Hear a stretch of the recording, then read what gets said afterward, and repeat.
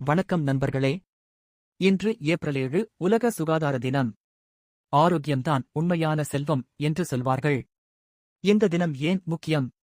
அதன் பின்னணி என்ன? பார்க்கலாம். ஒவ்வொரு ஆண்டும் ஏப்ரல் 7ஆம் தேதி உலக சுகாதார தினம் கொண்டாடப்படுகிறது. மக்கள் அனைவருக்கும் ஆரோக்கியமான சுகாதாரம் வழங்க வேண்டும் என்பது உலக சுகாதார அமைப்பின் முக்கிய குறிக்கோளாகும். உலக சுகாதார அமைப்பானது ஐக்கிய நாடுகள் சபையின் ஓர் அமைப்பாகும். இது 1948ஆம் ஆண்டு ஏப்ரல் 7ஆம் தேதி ஆரம்பிக்கப்பட்டது. இத்தினத்தின் முக்கிய நோக்கம் என்னவெனில், உலகளாவிய சுகாதார பிரச்சினைகளுக்கு கவனம் ஈர்ப்பது, சுகாதாரத்தை மேம்படுத்துவதற்கான நடவடிக்கைகளை ஊக்குவிப்பது, சுகாதார சமத்துவத்தை நிலைநாட்டுவது.